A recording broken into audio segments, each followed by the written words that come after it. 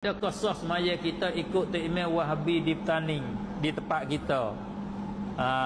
Ini hamba kata gini, ya Wahabi ada dua, ada Wahabi pekat, ada Wahabi cair. Ya ada dua tu. Kalau Wahabi pekat tak boleh kita buat Tok Imam. Waktu tak sah jadi imam. Tak boleh semaya di belakang dia, tak boleh tanin di perkuburan orang Islam. Waktu Imam Abdul Qahir Al-Baghdadi sebut di dalam Al-Farqu Bainal Firaq, sebut tak boleh tak boleh nak menikah. Bab nikah kahwin kita tak boleh menikah dengan dia. Bab semaya tak boleh menikah dengan dia. Bab perai tak apa, ajak dia tu perai sekali boleh. Bab tanah kubur orang Islam boleh. Bab semaya tak boleh. Tu dia ada bab dia. Tu hak pekat. Kalau hak cair, hak cair tak apa. Tuhan ada tangan tapi bukan anggota. Tangan bukan supaya kita.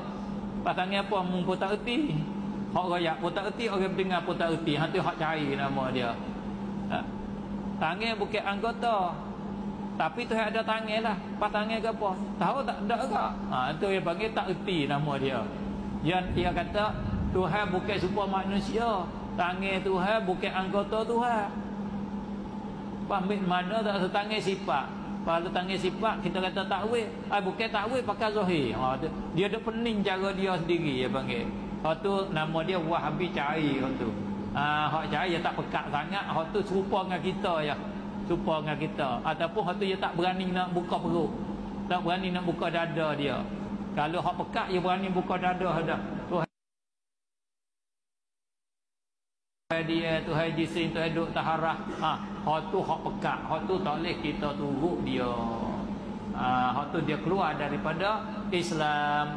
Yakhruju min yamruqu minad din kama yamruqu sahmu minar ramiyah. Hak tu Nabi koyak terang-terang dah. Mereka itu keluar daripada agama seperti keluar anak panah daripada busuk, daripada binatang yang diburu. Faham tak? Berdengar ni. Ni kalah hamba. Hamba cocok kertas ni. Hamba buat terbit kalah hamba. Lagu ni lah. Orang Wahabi, orang Khawarij terbit daripada agama. Terbit seperti terbit kalah daripada kertas. Faham tak? Cuba tengok kalah hamba ada tak kertas sini. Lekat hanya ada kertas di kalah hamba. Tak ada.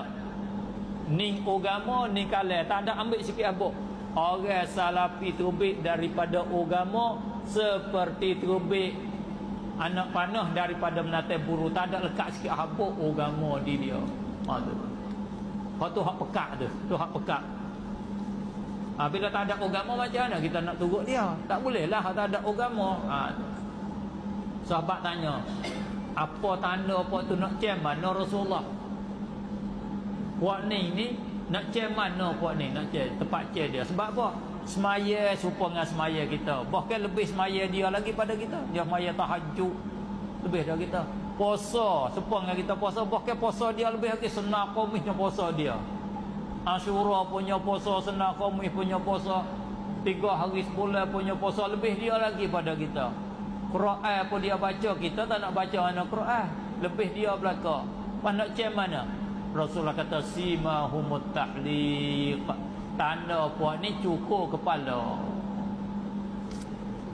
Tanda puak dia cukur kepala.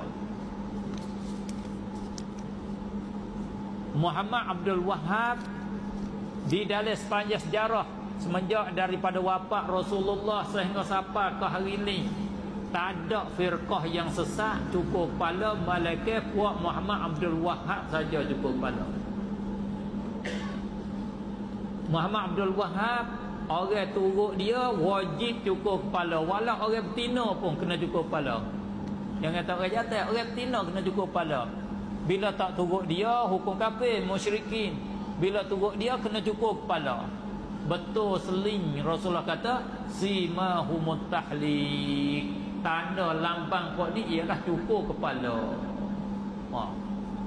Puak sesat hak keluar pada agama. Yamruquna minad din kama yamruqus sahmu minar ramiyah.